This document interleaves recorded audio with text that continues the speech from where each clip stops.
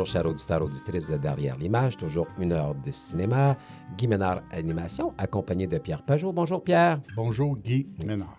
Donc, aujourd'hui, une émission bien remplie. Nous allons terminer avec des critiques de films. C'est assez rare, des fois. On n'en fait pas assez. On ne le fait pas assez souvent, Guy. On ne fait pas assez, mais il y a certains films qui prennent l'affiche cette semaine, donc qui ont déjà pris l'affiche, donc on voulait parler de ces films. Et nous allons recevoir également Bertrand Carrière pour son exposition de photos à la Cinémathèque.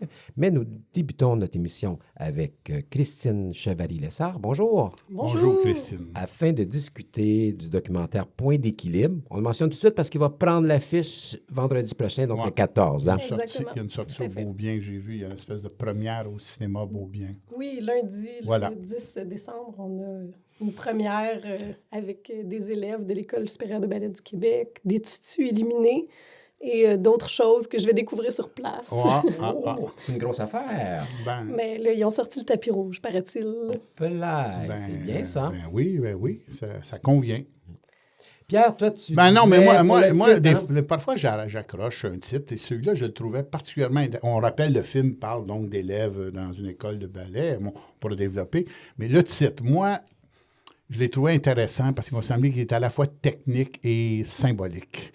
J'aimerais que tu me donnes ta vision de ton interprétation du titre « Point d'équilibre ». J'ai volontairement choisi ce titre-là pour qu'il y ait un peu de place à interprétation, justement, pour qu'il y ait aussi une symbolique poétique.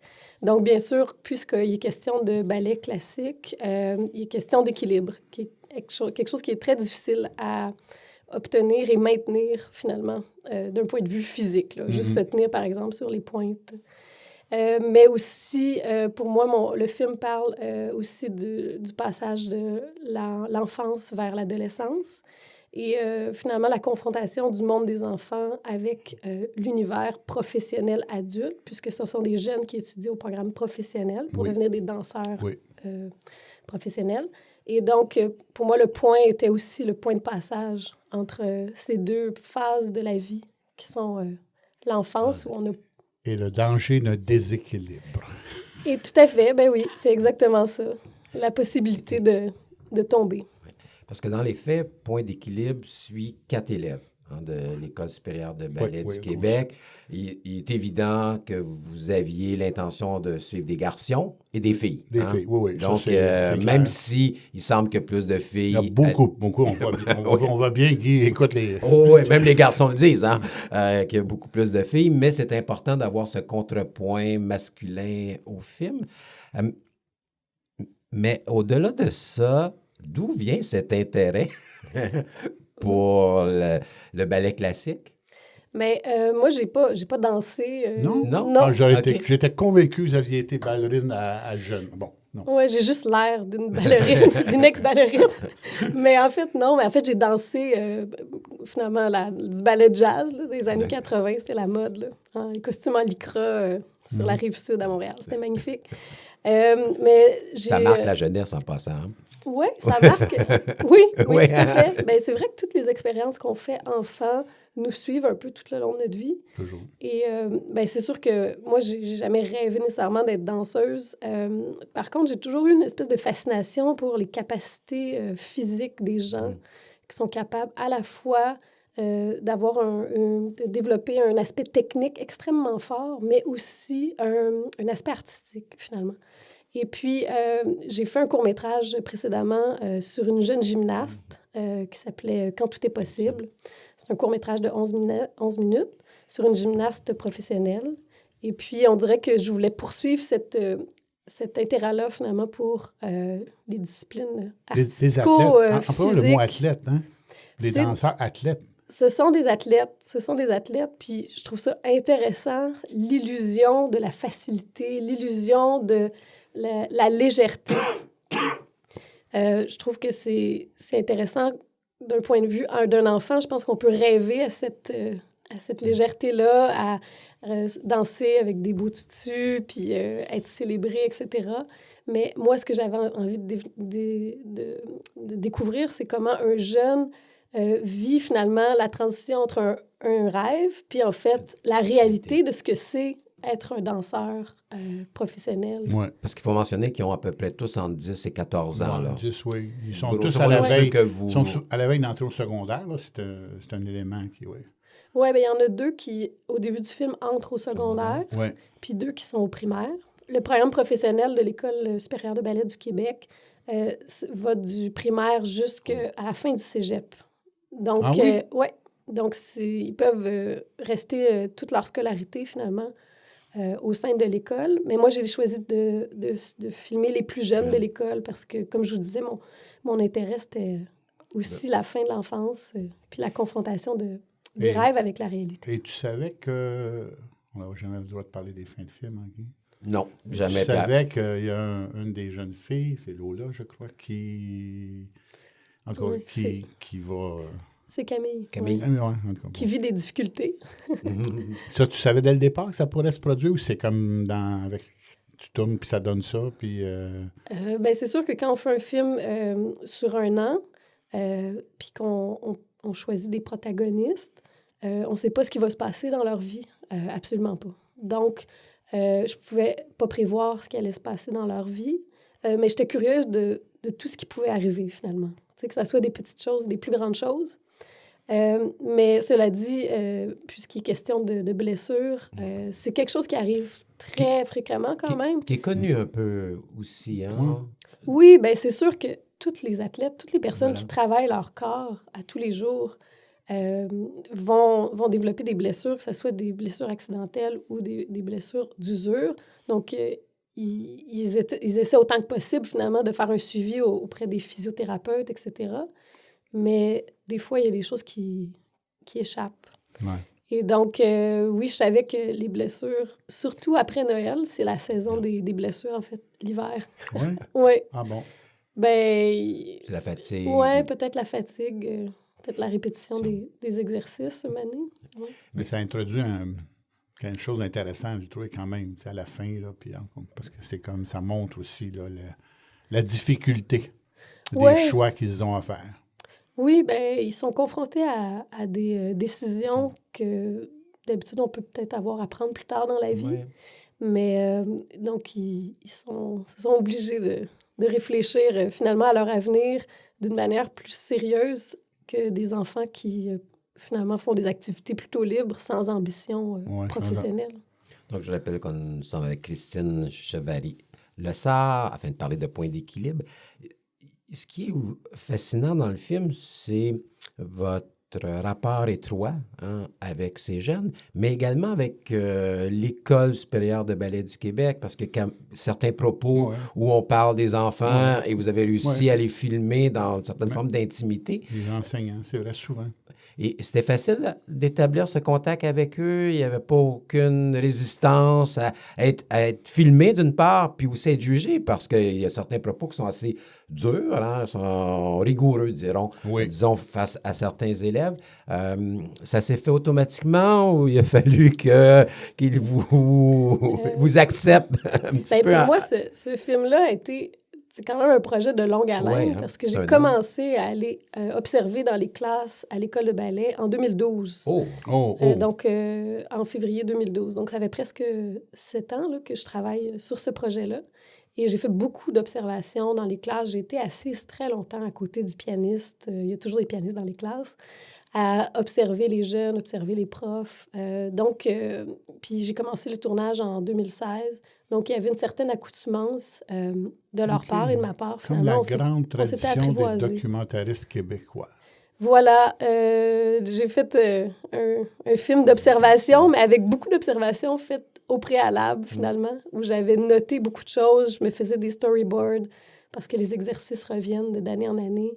Les étapes cruciales, finalement, dans la vie d'un jeune, que ce soit aller acheter ses premières pointes, que ce soit passer l'examen devant des juges, les auditions pour Casse-Noisette. Donc, j'étais assez familière avec, finalement, le potentiel émotif et cinématographique de certaines étapes. Mais oui, je me suis vraiment imprégnée dans cet univers-là. Puis je pense que ça peut faire une différence quand on fait un film documentaire, de pas juste aller chercher des images et repartir après, finalement. C'est d'essayer d'aller au-delà aussi des préjugés, idées reçues, puis vraiment être dans l'observation des visages, d'écouter les voix, etc. Et je trouve que le terme d'observation est très juste parce que dès les premières images, on Ouais. colle à ces jeunes-là. On les voit dans leur milieu naturel, en faisant certains exercices, mais il y a un rapport de proximité entre la caméra et le jeune, et ça nous permet peut-être très rapidement aussi de rentrer à l'intérieur de cet univers-là. Tout à fait. Ben, c'est exactement cette proximité-là que je voulais avoir avec les jeunes. Je voulais que le film soit avec leurs mots et filmé à leur hauteur. Mais au début, c'est plus le corps. On dirait que la proximité, par la suite, se développe. Ben, il y a une narration, bien sûr, dans le documentaire, on le sait.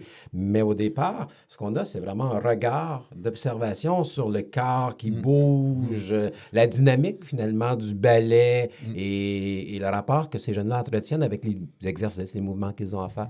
Oui, bien, c'est sûr que c'est un apprivoisement aussi qui s'est fait au fil de l'année. Donc, c'est sûr qu'au début, j'apprenais à les connaître. Ben, j'ai appris à les connaître tout le long, finalement, là. Puis quand on parle de narration, c'est vraiment... C'est pas ma voix, là, qui Non, c'est non, vraiment non, les non, jeunes. Oui, on est structure narrative. en off, on entend les... Oui. C'est ça, j'ai fait des entrevues avec les jeunes, etc. Donc, plus j'apprenais à les connaître avec des entrevues que je faisais en audio seulement, pas de caméra, plus je savais ce que j'allais chercher comme image, soit en classe ou soit à l'extérieur des classes de ballet, donc dans leur vie, dans leur chambre, avec leurs amis, etc. Donc, puis d'un point de vue cinématographique, ben, j'ai privilégié beaucoup les gros plans pour justement être dans cette proximité-là, essayer de deviner un peu qu'est-ce qui se passe dans leur tête. Et le mariage de la voix avec ces images-là en plus gros plan faisait mon objectif, c'était qu'on soit un peu dans la tête des jeunes, finalement. Ah oui, mais les jeunes, il y a même une scène, ces deux jeunes filles sont à l'extérieur l'hiver, puis ils font même comme des critiques, critiques. Hein, Réflexion. De réflexion. Une enseignante en particulier, je dis, hey, elle a gardé ça dans le film, même si ça pose pas de problème, mais ça témoignait du fait que entre elles se parlent de comment ça se passe en classe, puis que ça peut vouloir dire qu'il y a des choses qu'elles aiment moins. Ben, c'est important pour moi d'avoir quelque chose qui est plutôt du côté de la vérité, puis quelque chose qui est plutôt vrai. Là. Je faisais pas une vidéo corporative. Là. Non. Et puis, en fait, ce que je trouvais drôle de cette scène-là particulièrement, c'est qu'il y en a une, elle dit, ben, il me semble que la prof pourrait être plus comme ci. Puis son ami lui répond, ben, toi aussi, tu pourrais être comme ça. Donc, je trouvais que c'était correct parce que ça... En fait, ce qu'ils disent aussi, c'est pas la fin du monde. Là, c'est plus genre, j'aimerais ça qu'elle fasse plus comme ci que comme ça. Mais ce qui est intéressant dans cette observation, c'est que ces jeunes sont très conscients, je veux dire, des exigences de l'école. Ils sont conscients, Ils sont compétitifs, ces jeunes filles-là. Mais quoi qu'il y a aussi une certaine chaleur entre elles. Hein. Même s'il y a de la compétition, on sent, je veux dire, qu'ils vont s'apprécier, qu'ils vont aider les autres, et ainsi de suite. Mais moi, ce qui m'a vraiment frappé, c'est cette prise de conscience, je veux dire, de leur situation.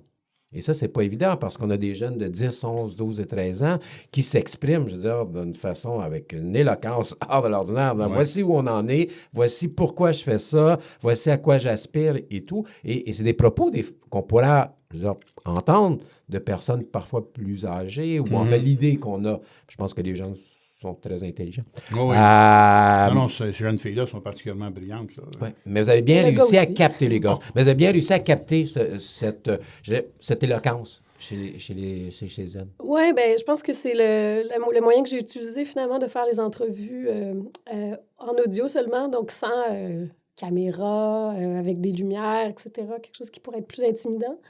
Chercher un peu l'intimité et la proximité qu'on peut avoir à la radio, que j'aime beaucoup, que je suis une grande... J'écoute beaucoup la radio, et puis j'aime beaucoup cette intimité-là. Donc, je pense que ce processus-là invitait plus à l'introspection de leur part, puis aussi, ben écoutez, sont brillants, là, Oui. Puis, tu sais, il y en a, ils écoutent le film, ils sont comme « ils écoutent les profondeurs. Ils écoutent ce qu'on dit, en fait. » Tu sais, ils retiennent beaucoup de choses, tu sais.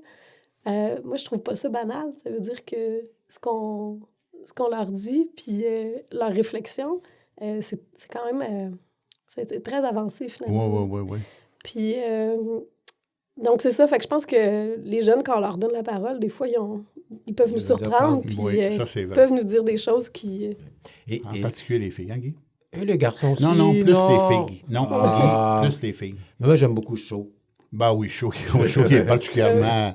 Il est attachant. Il s'auto-critique, l'incroyable. Oui, puis il y a beaucoup de dérision.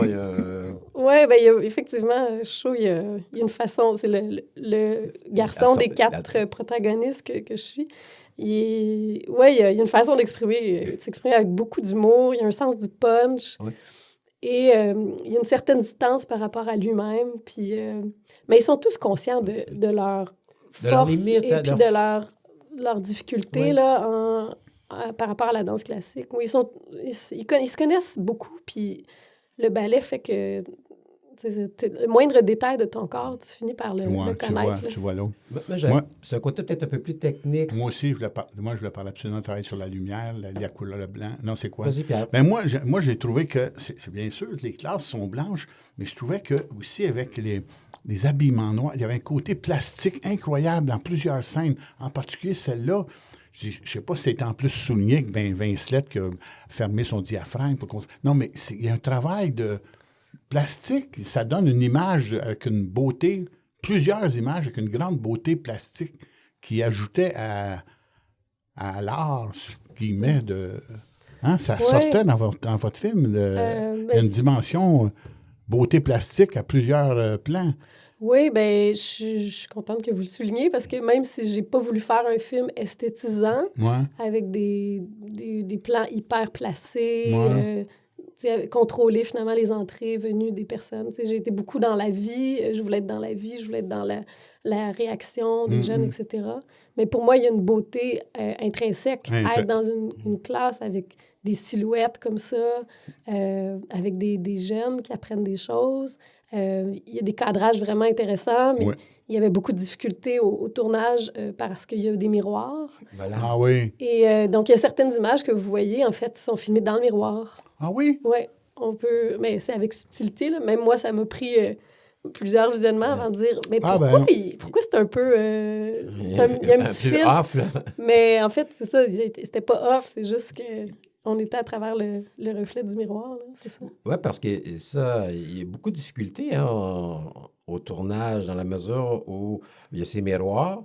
Vous mentionniez que généralement, ils sont accompagnés par la musique. Donc, c'est pas évident de prendre le son en même temps. Ouais. Puis, même ma fille a fait un petit peu de danse. Donc, je sais que les planchers sont épouvantables parce que je veux dire, ça bouge, il y a des bruits et tout. Donc, vous étiez confronté quand même à certaines difficultés techniques aussi là, en réalisant le film. Hein? Oui, bien, en fait, c'est l'avantage de travailler avec des techniciens d'expérience, comme François Vincelet à la direction photo, Catherine Van der Dunk à la prise de son. Oui, Catherine qui est bien connue. Et Richard Lavoie aussi, qui a fait certaines journées de prise de son. Donc, ils connaissent bien leur matériel. Donc, oui, il fallait mettre un micro au piano, un micro au professeur et utiliser la perche.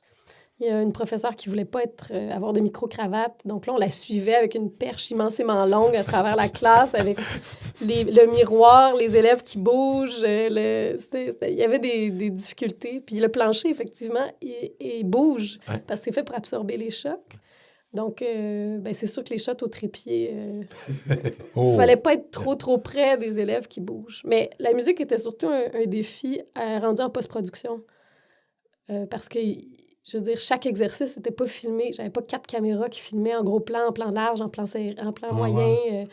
Tu sais, fait qu'il fallait construire finalement les scènes autour des musiques, mais sans que les musiques contrôlent la scène, parce que sinon, ça n'avait plus de sens. Au montage sonore, là, c'est un gros travail. Oui, puis le montage visuel. Même au montage visuel, hein, c'est Vincent Guignard, Vincent Guignard qui a fait le montage du film, oui. Et puis combien d'heures de rush? Bien, je pense que j'avais à peu près 72 heures d'images. Et puis, j'avais à peu près, je pense à peu près, je sais pas, 12-15 heures d'entrevue audio avec les jeunes. Donc, ouais, c'était un... Ben, on dit que c'est pas beaucoup. C'est un beau casse-tête. Ça dépend des gens. Mais c'est un casse-tête parce que, finalement, on ne pouvait pas juste être dans une classe pour être dans une classe. Il fallait que la scène soit construite pour qu'on ait l'impression d'avancer soit dans une réflexion ou qu'un personnage nous dise quelque chose qu'on n'avait pas saisi au début. Là. Ouais. Moi, ce que j'aime bien aussi, c'est que j'ai toujours aimé dans le cinéma la dimension chorégraphique. Je trouve que les grands réalisateurs, qui sont aussi des metteurs en scène, ont toujours accordent tous de l'importance au déplacement. Et en regardant ton film, je dis, c'est comme un film de cinéma parce que la chorégraphie, c'est toujours beau, c'est toujours important, c'est toujours intéressant. C'était pas uniquement ça, ton film, oui, mais moi, j'ai vu ça parce que je trouvais que c'était comme... Pas un film sur le cinéma, ce serait exagéré de dire ça, mais ça serait comme sur des aspects qui sont liés à l'art du cinéma aussi, de danser, de bouger, de se déplacer comme il faut. Oui, bien c'est sûr que le cinéma, c'est les images, c'est le son, puis c'est le mouvement. Le mouvement des corps. Puis moi, je sentais qu'il y avait... L'adéquation au niveau du processus de création. Ouais. Ben, en tout cas, moi, j'en ai vu beaucoup au fil des 7 années que j'ai fait ce film-là. J'ai quand même vu des parallèles, finalement. Oui. Ben oui, il y a une recherche dans la danse et dans le cinéma, une certaine recherche d'esthétique, une recherche d'émotion. Puis moi, j'allais aussi vers la délicatesse, finalement, la subtilité, les détails. Qu'est-ce que tout ça nous disait par rapport sur les personnages. Puis je pense qu'on retrouve ça dans la danse, finalement. C'est un art d'expression qui travaille aussi sur l'image, la musique, le mouvement. Donc, oui. Puis c'est sûr que je vivais de moi-même des difficultés dans la production du documentaire, là, parce que le financement du documentaire au Québec, on sait que c'est... Oui. C'est pas facile. Donc, c'est la raison pour laquelle il faut aller le voir dans les premières semaines, parce que ça prend l'affiche. Hein? Ben, moi, j'invite tous les gens à venir découvrir cet univers-là qui, même si on n'aime pas particulièrement le ballet, ou même si on aime le ballet, je pense qu'on va y retrouver quelque chose qui va au-delà de la danse. Oui, je pense que c'est une relation directe avec les jeunes, avec leur monde, vraiment leur relation. Moi, j'ai vu plusieurs films. Moi, j'ai toujours une admiration profonde pour les danseurs. J'ai vu des documentaires sur des danseurs de ballet, quasiment des monographies. Puis c'est incroyable. J'ai toujours été renversé par les qualités athlétiques. Un danseur de ballet, là, c'est un être... exceptionnel. Oh, OK. Voilà. Oui, parce que le travail qu'il y a derrière ça, oui. ça se dit pas. C'est pour ça que je voulais... Quand on voit maintenant des danseurs ou des athlètes, puis qu'on les voit au sommet de leur performance... Moi, je voulais montrer les débuts, le travail, finalement. Les premiers pas. Merci beaucoup, Christine Chevary-Lessard. Donc, Point d'équilibre qui prend l'affiche au cinéma Beaubien. Au cinéma Beaubien, au cinéma du musée. Et puisque vous êtes diffusé maintenant sur Internet... Ah oui, puis il va sortir un petit peu à l'extérieur? Oui, au CLAP à Québec, au CLAP à Loretteville, à Sherbrooke et à Trois-Rivières. Ah, c'est génial. Tu vas être à Loretteville, la nouvelle salle du CLAP. Robin Plamondon vient d'ouvrir, c'est rare, un nouveau complexe à Loretteville. C'est tout nouveau. Moi, je pense qu'il y a quelque chose d'universel dans le film, puis il y a quelque chose d'universel dans la danse qui peut toucher vraiment toutes sortes de gens à travers le Québec. Oui. Donc, merci beaucoup, Christine Chevary-Lessard. Merci à vous.